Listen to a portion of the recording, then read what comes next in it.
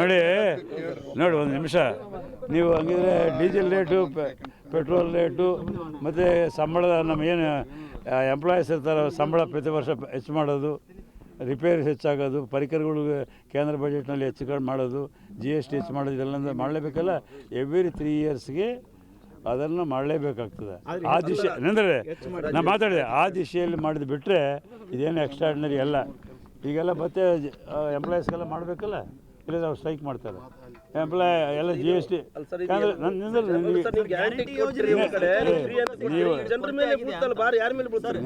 Guarantee ಅಂದ್ರೆ ಏನು, ಯಾರು ಬೇರೆ ಇದು ಮಾಡ್ಕೊಂಡು ಕಳ್ತನ ಮಾಡ್ಕೊಂಡು ಕೊಡ್ತಾರಾ?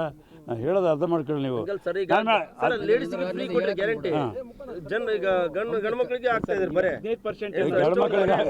ಗಂಡು ಮಕ್ಕಳಿಗೆ ಹಾಕಿದ್ದಲ್ಲ, ಇದು ನಾರ್ಮಲ್ ರೇಷನಲ್ಲಿ ಹೆಚ್ಚು ಮಾಡಿದ್ದು.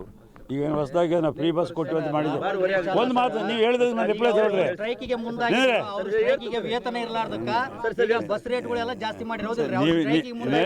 ನೀವೇನ ತಿಳ್ಕೊಳ್ಳಿ, ಆ ರೀತಿಯಾದಂಥ ಪರಿಸ್ಥಿತಿ ಇಲ್ಲ ಅವ್ರಿಗೆ. ಈಗಾಗಲೇ ಮನೆ ಸ್ಟ್ರೈಕ್ ಮಾಡ್ತಾರೆ. ಈ ಹಬ್ಬದ ಡಿಸೆಂಬರ್ ಕೊನೆಯದಾದ, ಈಗ ಬೇಡ, ಈ ಸಂಕ್ರಾಂತಿ ಆದ ಕೂಡಲೇ ಕರೆಸಿ ಕುಂದಿಸಿ ನಿಮ್ಮ ಸಮಸ್ಯೆ ಬಗೆಹರಿತಂದರು. ಅದು ರೊಟೀನಾಗಿ ಎಲ್ಲ ಸರ್ಕಾರಗಳಿಗೆ ಸಹಜವಾಗಿ ಅವ್ರ ಡಿಮ್ಯಾಂಡ್ ಅವ್ರು ಮಾಡ್ತಾರೆ. ಅದು ಸರ್ಕಾರ ಸ್ಪಂದಿಸಬೇಕಾಗತ್ತ. ಯಾವ ರೀತಿ ಸ್ಪಂದಿಸಬೇಕು, ಯಾವ ರೀತಿ ಸರಿ ಮಾಡಬೇಕು, ಆ ರೀತಿಯಾಗಿ ಮುಖ್ಯಮಂತ್ರಿಗಳು ಅದರ ಬಗ್ಗೆ ಸಮಾಧಾನ ಮಾಡಿದ್ದಾರೆ. ಅದಕ್ಕೆ ನೌಕರಿದಾರರು ಒಪ್ಪಿಕೊಂಡಿದ್ದಾರೆ. ಒಂದು ಈ ಫ್ರೀಯಾಗಿ ಬಸ್ ಗ್ಯಾರಂಟಿ ಕೊಡೋದಕ್ಕೆ 15% ಹೆಚ್ಚು ಮಾಡಿ ಸಂಬಂಧ ಇಲ್ಲ. ಎವ್ರಿ 3 ಇಯರ್ಸ್ಗೆ ಹೇಳ್ರಿ, ನೀವು ಕೇಳಿದ್ರೆ ಹೇಳ್ತಾ ಇಲ್ಲ. ಹೊರ ಆಗ್ಲಾರ್ದಂಗೆ ಮತ್ತೆ ಯಾರು ಮಾಡಬೇಕು? ಟ್ಯಾಕ್ಸ್ ಎಲ್ಲ GST ಎಲ್ಲ ಆಗ್ತಾಯಿದೆ, ಹೊರ ಆಗೋದಲ್ಲ ಅದು ಎಲ್ಲ ಹೇಳ್ತೀನಿ. ಈಗ ಅದನ್ನೆಲ್ಲ ಗ್ಯಾರಂಟಿಗೆ ಇದಕ್ಕೇನು ಸಂಬಂಧ ಇಲ್ಲ. ಗ್ಯಾರಂಟಿ ಕೊಟ್ಟು ಗ್ಯಾರಂಟಿಗೆ ನಾವು ಈಗಾಗಲೇ 52,009 ಕೋಟಿ ರೂಪಾಯಿ ನಾವು ಬಜೆಟ್ನಲ್ಲಿ ನಿಗದಿಪಡಿಸಿದ್ವಿ, ಕೊಡ್ತಾ ಇದ್ದೀವಿ ಅವರಿಗೆ. ಅದಕ್ಕೂ ಇದಕ್ಕೇನು ಸಂಬಂಧ ಇಲ್ಲ. ಇದು ಎವ್ರಿ 3 ಇಯರ್ಸ್ಗೆ ಇರ್ತಕ್ಕಂಥ ಪರಿಸ್ಥಿತಿಗೆ ಅದು 10%, 15%, 20% ಹೆಚ್ಚು ಮಾಡಬೇಕು. ರೊಟೀನಾಗಿ ಮಾಡಿರ್ತಕ್ಕಂಥದ್ದು. ಯಾರು ನೋಡಿ, ಜನ ವಿರೋಧ ಬರ್ತದೆ, ಜನ ಸರಿ ಮಾಡಿಸ್ಬೇಕು. ಜನರಿಗೆ ಮಾಹಿತಿ ಇರ್ತದೆ, ನಾವು ಮಾಹಿತಿ ಕೊಡ್ತೀವಿ, ಸರಿ ಹೋಗ್ತದೆ.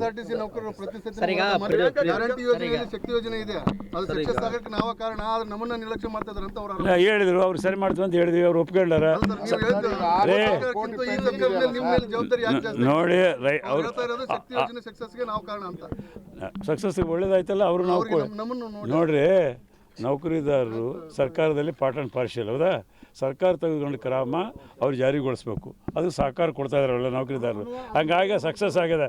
ಏನೇ ಯೋಜನೆ ಸಕ್ಸಸ್ ಆಗಬೇಕಂದ್ರೆ ಎಲ್ಲ ನೌಕರಿದಾರರು ಸರಿಯಾದ ರೀತಿಯಲ್ಲಿ ಕೆಲಸ ಮಾಡಬೇಕು. ಆ ರೀತಿಯಾಗಿ ಕೆಲಸ ಮಾಡ್ತಾಯಿದ್ದಾರೆ. ನಮ್ಮ ಸರ್ಕಾರದಲ್ಲಿ ಎಲ್ಲ ನೌಕರಿದಾರರು ಕೆಲಸ ಮಾಡ್ತಾರೆ. ಅವ್ರ ಸಹಕಾರದಿಂದ, ಜನರ ಸಹಕಾರದಿಂದ ನಾವು ಯೋಜನೆ ಯಶಸ್ವಿ ಮಾಡಿದ್ದೀವಿ, ಹೌದಾ? ಡೈಲಿ 50 ರಿಂದ 60 ಲಕ್ಷ ಮಹಿಳೆಯರು ತಿರ್ತಾ ಇದ್ದಾರೆ ಇವತ್ತಿಗೆ ಯಾವ್ರೇಜ್. ಈಗ ಪ್ರಿಯಾಂಕಾ ಖರ್ಗೆ ಅವ್ರನ್ನ ರಾಜೀನಾಮೆ ಮಾಡೋಂಥದ್ರಲ್ಲಿ ಯಾವುದೇ ಮೀನಿಂಗ್ ಇಲ್ಲ. ಮೀನಿಂಗ್ಲೆಸ್ ಕೆಲಸಗಳೆಲ್ಲ BJP. ನಾನು ಮಾತು ಕೇಳಿ ನೀವು ಹೇಳಿದ ಉತ್ತರ ಕೊಡಬೇಕು ಬೇಡ. ಅವ್ರಿಗೆ ಯಾವುದೇ ಈ ರಾಜ್ಯದಲ್ಲಿ ಈ 1.5 ವರ್ಷದಲ್ಲಿ ಶ್ರೀಮಾನ್ ಸಿದ್ದರಾಮಯ್ಯರು, DK ಶಿವಕುಮಾರ್ ನಾಯಕತ್ವದಲ್ಲಿರ್ತಕ್ಕ ಸರ್ಕಾರದಲ್ಲಿ ಯಾವುದೇ ತಪ್ಪುಗಳಿಲ್ಲ. ಹಾಗಾಗಿ ಅವ್ರಿಗೆ ಯಾವುದೇ ಇಶ್ಯೂಗಳಿಲ್ಲ. ಅವ್ರ ಹೆಸರೇ ಇಲ್ಲ ಅಲ್ಲಿ. ಅದರಲ್ಲಿ ಇವ್ರು ಅರೆಸ್ಟ್ ಮಾಡ್ತಾರೆ. ಇಲ್ಲ ಹೇಳ್ತೀನಿ, ನನಗೆ ಕೇಳಿದ್ರೆ ಉತ್ತರ ಕೊಡ್ರಿ. ಇವತ್ತು 14 ಮಂದಿ ಮಿನಿಸ್ಟರ್ ಇನ್ಕ್ಲೂಡಿಂಗ್ ಅಶೋಕ್ ಅವ್ರ ಮೇಲೆ, ಆಮೇಲೆ ಯಡಿಯೂರಪ್ಪರ ಮೇಲೆ, ಜಗದೀಶ್ ಶೆಟ್ಟರ್ ಮೇಲೆ, ಶೋಭಾ ಕರಂದ್ಲಾಜೆ ಮೇಲೆ, ನಮ್ಮ ಪ್ರಹ್ಲಾದ್ ಜೋಶಿ ಅವ್ರ ತಮ್ಮನ ಅರೆಸ್ಟ್ ಮಾಡಿದರು. ಇವರು ಇನ್ಫ್ಲೂಯೆನ್ಸ್ ಮಾಡಿ ಅವ್ರ ತಮ್ಮ ಮಾಡಿರ್ತಕ್ಕಂಥದ್ದು. ಇವ್ರು ರಾಜೀನಾಮೆ ಮಾಡಿದ್ರು. ಪ್ರಹ್ಲಾದ್ ಜೋಶಿ, ಶೋಭಾ ಕರಂದ್ಲಾಜೆ ಎಲೆಕ್ಷನ್ ಇದರಲ್ಲಿ ತಪ್ಪು ಇದು ಕೊಟ್ಟಿದ್ರು, ಅವ್ರು ರಾಜೀನಾಮೆ ಮಾಡಿದ್ರ. ಅಶೋಕ್ ಒಂದು ಸೈಟ್ ತೊಗೊಂಡು ಅದರಲ್ಲಿ BDAದಲ್ಲಿ ತಪ್ಪು ಮಾಡಿದ್ರು, ರಾಜೀನಾಮೆ ಮಾಡಿದ್ರ. ದೇವರಾಜ ಇದರಲ್ಲಿ 57 ಕೋಟಿ ತಂದು ಈಗ ಚೇರ್ಮನ್ ವೀರಯ್ಯನವರು MD ಇಬ್ಬರು ಜೈಲಿನಲ್ಲಿದ್ದಾರೆ. ಈಗ ಅವರು ರಾಜೀನಾಮೆ ಮಾಡಿದ್ರ. ಇಂಥವು ನಾವು ಮಾಡಿಲ್ಲ. ನನ್ನ ಮಾತು ಕೇಳ್ರಿ, ಅವರು ನನ್ನ ಮಾತು ಕೇಳ್ರಿ. ಅರೇ ನೋಡಿ, ನೀವು ಕೇಳೋದಕ್ಕೆ ನಾನು ಒಂದು ನಿಮಿಷ ಹೇಳಿದೆ. ಅವ್ರು ನೇರವಾಗಿ ಸತ್ತಿರ್ತಕ್ಕಂಥ ಸಂತೋಷ್ ಪಾಟೀಲ್ ಅವ್ರ ಹೆಸರು ಹೇಳಿದ್ದಾರೆ. ಈಶ್ವರಪ್ಪನವ್ರ ಹೆಸರದಲ್ಲಿ ಬಂತು. ಅದನ್ನು ಹೆಂಗೆ ತನಿಖೆ ಆಗ್ಯದ ಅವ್ರಿಗೆ ರಾಜೀನಾಮೆ ಮಾಡಬೇಕು.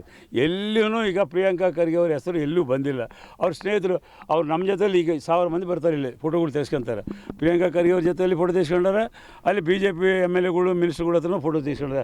ಅವ್ರು ಆ ಫೋಟೋ ತೋರಿಸ್ತಿರು, ನಮ್ಮ ಪಾರ್ಟಿಯವ್ರು ಇವ್ರು ಫೋಟೋ ತೋರಿಸ್ತಿರು. ಅವ್ರಿಗೆಲ್ಲ ಇದು ಮಾಡ್ಲಿಕ್ಕೆ ಆಗ್ತದೆ. ಅವ್ರಿಗೆ ಏನಾದರೂ ಸತ್ಯಾಂಶ ಇತ್ತಂದರೆ ಅದನ್ನು ಮಾಡ್ಬೋದು. ಅದು ತನಿಖೆ CID ಕೊಟ್ಟಿದ್ದಾರೆ ಈಗಾಗಲೇ ಮುಖ್ಯಮಂತ್ರಿಗಳು. ಅದೇನು ಮುಚ್ಚಲಿಕ್ಕಂತ ಪ್ರಶ್ನೆ ಇಲ್ಲ. ಅದನ್ನು ನೋಡಲಿಕ್ಕೆ ಕೇಳಲಿಕ್ಕೆ ಇರಬೇಕಲ್ಲ. ಸುಮ್ಮನೆ ಯಾವುದೊಂದು ಬಂದು ಆಪಾದನೆ ಮಾಡೋದು, ಸುಳ್ಳು ಆಪಾದನೆ ಮಾಡೋದು, ಜನರಿಗೆ ದಾರಿ ತಪ್ಪಿಸ್ತಕ್ಕಂಥ ಕೆಲಸ BJP ಅವ್ರು ಮಾಡ್ತಾರೆ. ಅವ್ರಿಗೆ ಯಾವುದೇ ಇಶ್ಯೂಗಳಿಲ್ಲ. ಅವ್ರು ಮಾಡಿದ್ರು ಕರೋನಾ ಟೈಮ್ನಲ್ಲಿ ಸಾವಿರಾರು ಕೋಟಿ ಮಾಡಿದ್ದಾರೆ. ನಾವು ಹೇಳಿಲ್ಲ.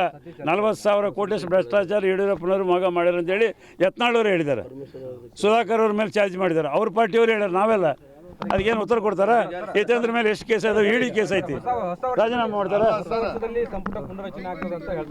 ನೋಡಿ, ಸಂಪುಟ ಪುನರ್ರಚನೆ ಆಗ್ತದೆ ಇಲ್ಲ ಗೊತ್ತಿಲ್ಲ. ಈಗಾಗಲೇ ಮುಖ್ಯಮಂತ್ರಿಗಳು ಸ್ಪಷ್ಟೀಕರಣ ಕೊಟ್ಟಿದ್ದಾರೆ. ಎಕ್ಸ್ಪ್ಯಾನ್ಷನ್ ಯಾರು ಖಾಲಿ ಇದೆ ಅದನ್ನು ಮಾತ್ರ ಭರ್ತಿ ಮಾಡ್ತೀನಿ ಅಂತೇಳಿ ಈಗಾಗಲೇ ಮುಖ್ಯಮಂತ್ರಿಗಳು ಹೇಳಿದ್ದಾರೆ. ಮುಖ್ಯಮಂತ್ರಿಗಳಿಗೂ ಹೈಕಮಾಂಡ್ಗೂ ಬಿಟ್ಟಿದ್ದ ವಿಷಯ. ಅವ್ರಿಗೆ ಬಿಟ್ಟರೆ ನಮಗೆ ಯಾರಿಗೂ ಗೊತ್ತಾಗ ಕೈ ಬಿಡ್ತಾರ ಅಂತ ಅದು ಆ ಪ್ರಶ್ನೆ, ಆ ವಾತಾವರಣ ಇಲ್ಲ ಅಂತೇಳಿ ನನ್ನ ಮಾಹಿತಿ. ನೋಡ್ರಿ, ನಿನ್ನೆ ನಾನು ಇದ್ದೆ 6 ಗಂಟೆ ಕ್ಯಾಬಿನೆಟ್ ನಡೀತು. ಅಲ್ಲೇ ಮುಖ್ಯಮಂತ್ರಿಗಳಿಗೆ ಅಲ್ಲಿರ್ತಕ್ಕ ಮಂತ್ರಿಗಳಿಗೆ ಊಟಕ್ಕೆ ಬರ್ರಿ ಅಂತ ಹೇಳ್ಯಾರ, ಹೊಸ ವರ್ಷ ಅಂತೇಳಿ. ನಾವು 6 ಗಂಟೆ ಕುಂತ್ಕೊಂಡು ರಾತ್ರಿ ನಾವು ಬಂದ್ವಿ. ಅಲ್ಲಿ ಇದ್ದವ್ರು ಹೋಗ್ಯಾರ, ಊಟ ಮಾಡ್ಯಾರ, ಮನೆಗೆ ಹೋಗ್ಯಾರ. 9 ಯಾವ ಡಿಸ್ಕಷನ್ ಇಲ್ಲ. ಸುಮ್ಮನೆ CM ರಾಜೀನಾಮೆ ಕೊಡ್ತಾರೆ ಅನ್ನುವಂಥ ಚರ್ಚೆ ಪ್ರಶ್ನೆ ಇಲ್ಲ. ಯಾಕೆ ಕೊಡಬೇಕು? ಯಾವ ಇದು ಕೊಡ್ತಾರೆ? ಏನು ತಪ್ಪು ಮಾಡೋದು ಕೊಡ್ತಾರೆ? ನೋಡಿ, ಸಿದ್ದರಾಮಯ್ಯನವ್ರನ್ನು ಕಾಂಗ್ರೆಸ್ ಸರ್ಕಾರನ ಅಲ್ಲಾಡಿಸುವಂಥ ಶಕ್ತಿ ಯಾವ ಪಾರ್ಟಿಯವ್ರಿಗಿಲ್ಲ, ಯಾರಿಗೂ ಇಲ್ಲ. ಈಗ ಆ ರೀತಿಯಾಗಿ ಮಾತು ಕೊಟ್ಟಿರ್ತಕ್ಕ ರೀತಿಯಲ್ಲಿ ಗ್ಯಾರಂಟಿಗಳನ್ನೆಲ್ಲ ಕೊಡ್ತಾಯಿದ್ವಿ. ಯಾವ ಸರ್ಕಾರ ದೇಶದಲ್ಲಿ ಕೇಂದ್ರ ಸರ್ಕಾರ ನೀಡಿದ್ದು ಯಾರೂ ಕೊಟ್ಟಿಲ್ಲ. ಮತ್ತು ಎಲ್ಲ ಡೆವಲಪ್ಮೆಂಟ್ಗಳು 4,000 ಕೋಟಿಗೆ ಎಲ್ಲ ಕಡೆ ರೋಡ್ಸ್ ರಿಲೀಸ್ ಮಾಡಿದ್ದಾರೆ. 2,000 ಕೋಟಿ ಮತ್ತೆ ರಿಲೀಸ್ ಮಾಡ್ತಾರೆ. 6,000 ಕೋಟಿ ರೋಡ್. ನೀರಾವರಿ ಯೋಜನೆಗಳು ಸರಿಗಿಲ್ಲ. ಎಲ್ಲ ಏನಾಗಿದೆ? ಎಲ್ಲಿ ರಸ್ತೆ? ಎಲ್ಲಿ ಫಸ್ಟ್ ಕ್ಲಾಸ್ ಅದ? 5 ವರ್ಷದಲ್ಲಿ ಎಲ್ಲ 5 ವರ್ಷದಲ್ಲಿ BJP ಸರ್ಕಾರದಲ್ಲಿ ರೋಡ್ ಎಲ್ಲ ಹಾಳಾಗ್ಯಾವ. ನಮಗೆ ಬಂದೀಗ 1.5 ವರ್ಷ ಆಗ್ಯದ. 1,000 ಕೋಟಿಗೆ 6,000 ಕೋಟಿ ರಿಲೀಸ್ ಮಾಡಿದ್ವಿ. ಎಲ್ಲ ಕಡೆ ರಿಪೇರ್ ಮಾಡ್ತಾ ಇದ್ವಿ. ಮಾಡುವಂಥ ಜವಾಬ್ದಾರಿ ನಮ್ಮ ಮೇಲೆ ಮಾಡಿಕೊಡ್ತೀವಿ. ಅವ್ರು ಏನು ಮಾಡ್ತಾರೆ ಈಗ ನಮ್ಮ ಪ್ರಕಾರ ಇಲ್ಲಿ, ನಿಮ್ಮ ಪ್ರಕಾರ ಇಲ್ಲಿ, ನಮ್ಮ ಪಾರ್ಟಿಗೆ ಹೈಕಮಾಂಡ್ ಇದೆ. 141 ವರ್ಷದ ಇತಿಹಾಸ ಇದೆ ಆ ಪಾರ್ಟಿಗೆ. ಆವತ್ತಿನಿಂದ ಇವತ್ತಿನ ತನಕ ಹೈಕಮಾಂಡ್ ನಿರ್ಧಾರದಂತ ನಡೀತಿದೆ. ಮುಖ್ಯಮಂತ್ರಿಗಳು ಉತ್ತಮ ರೀತಿಯಲ್ಲಿ ಆಡಳಿತ ಕೊಡ್ತಾ ಇದ್ದಾರೆ. ಹಾಗಾಗಿ ಆ ಪ್ರಶ್ನೆ ಇವತ್ತು ಉದ್ಭವಿಸಿದೆ. ಮೈಸೂರಿನಲ್ಲಿ ರಸ್ತೆಗೆ ಸಿದ್ದರಾಮಯ್ಯ ಅವರು ಹೆಸರಿಡಬೇಕು ಅನ್ನೋದು ಪ್ರಸ್ತಾಪ ಇತ್ತು ಸರ್. ಆದರೆ ಅಲ್ಲಿ ಅದರದ್ದು ಮೇಲೇನೆ ಕೂಡ ರಾಜಕೀಯ ಅದೇ ಅವ್ರ MP ex-MP ಹೇಳ್ತಾರೆ ಮಾಡಬೇಕು, ಸಿದ್ದರಾಮಯ್ಯ ಭಾಳ ಕೆಲಸ ಮಾಡ್ಯಾರ ಅಂತೇಳಿ. ಅವ್ರನ್ನ ಕೇಳ್ರಿ. ನಮಸ್ಕಾರ, ಕರ್ನಾಟಕ ಪ್ರೈಮ್ ಟೈಮ್ಗೆ ಸ್ವಾಗತ. ನಾನು ಜಯಪ್ರಕಾಶ್ ಶೆಟ್ಟಿ. ಇಡೀ ಕರ್ನಾಡು ಇವತ್ತು ರೆಬೆಲ್ ಆಗಿ ನಿಂತಿದೆ. ಈ ಹಗರಣಗಳನ್ನು ಸದನದಲ್ಲಿ ಪ್ರಸ್ತಾಪ ಮಾಡಲು ಕೂಡ ಕಾಂಗ್ರೆಸ್ ಹಿಂದೇಟು ಹಾಕಿದ್ದೇಕೆ? ನಿಮ್ಗೆ ಸಂಬಳ ಅದಕ್ಕೆ, ನಿಮಗೆ ವಾಹನ ಅದಕ್ಕೆ, ನಿಮಗೆ ವೆಪನ್ ಅದಕ್ಕೆ. ನೀವು ಅದನ್ನು ಸೆರೆ ಹಿಡಿಬೇಕಾಗಿತ್ತು. ನೀವು ವಿದ್ಯುತ್ ಬರ ಇದೆ ಅಂತ ಹೇಳ್ತಾ ಇದ್ದೀರಿ. ಎಲ್ಲಿ ಬರ ಇದೆ ನೀವು ಹೇಳಬೇಕು. ಪಾಕಿಸ್ತಾನ್ ಆಕ್ಯುಪೈಡ್ ಕಾಶ್ಮೀರ್ ಅದು ಎಂದೆಂದಿಗೂ ನಮ್ಮದು. 40 ಮೆಷಿನ್ಗಳು ತಂದಿತ್ತು ನೋಟ್ ಎಣಿಸುವುದಕ್ಕೆ, ಅದೇ ಹಾಳಾಗಿದೆ. ಮಥುರಾದ ಗಲಾಟೆ ಇದೆಯಲ್ಲ, ಅದು ಸ್ಥಳೀಯವಾಗಿ ಕೂತು ಪರಿಹರಿಸಬಹುದಾದಂಥ ಕಾನೂನಿದೆ. ಗ್ಯಾರಂಟಿ ಯೋಜನೆಯಿಂದ ನಷ್ಟ ಆಗಿದೆ, ಲಾಭ ಆಗಿದೆ, ದಯವಿಟ್ಟು ಹೇಳಿ. Dawood Ibrahim most wanted criminal ಯಾವಾಗಾದ ಅಂದರೆ ಇಲ್ಲಿ ತನಕ ಭಾರತ ದೇಶದಲ್ಲಿ ಓರ್ವ ದಲಿತ ಪ್ರಧಾನಿಯಾದಂಥ ಇತಿಹಾಸವೇ ಇಲ್ಲ. ರಿಪಬ್ಲಿಕ್ ವರ್ಲ್ಡ್ ಆಪ್ ಇದು ಕೇವಲ ಅಪ್ಲಿಕೇಶನ್ ಅಲ್ಲ, ಸಮಗ್ರ ಸುದ್ದಿಗಳ ಸಂಪರ್ಕ ಮಾರ್ಗಕ್ಕೆ ಕ್ರಾಂತಿಕಾರಿ ಬದಲಾವಣೆ. ರಿಪಬ್ಲಿಕ್ ವರ್ಲ್ಡ್ ಆಪ್ ಕೇವಲ ಸುದ್ದಿ ಅಪ್ಲಿಕೇಶನ್ ಅನ್ನ ಪರಿಚಯ ಮಾಡ್ತಾ ಇಲ್ಲ, ಬದಲಾಗಿ ಡಿಜಿಟಲ್ ಸುದ್ದಿ ಬಳಕೆಯ ಹೊಸ ಯುಗಕ್ಕೆ ನಾಂದಿ ಹಾಡ್ತಾ ಇದೆ. ಇದೊಂದು ಬ್ರೇಕಿಂಗ್ ನ್ಯೂಸ್, ಪ್ರಭಾವಶಾಲಿ ಕಾರ್ಯಕ್ರಮಗಳಿಗೆ ಗಟ್ಟಿಯಾದ ವೇದಿಕೆ. ರಿಪಬ್ಲಿಕ್ ವರ್ಲ್ಡ್ ಅಪ್ಲಿಕೇಶನ್ ಈಗ ಲೈವ್ ಆಗಿದೆ. ಗೂಗಲ್ ಪ್ಲೇ ಸ್ಟೋರ್ ಮತ್ತು ಆಪಲ್ ಆಪ್ ಸ್ಟೋರ್ ಎರಡರಲ್ಲೂ ಲಭ್ಯವಿದೆ. ಈಗಲೇ ಡೌನ್ಲೋಡ್ ಮಾಡಿ.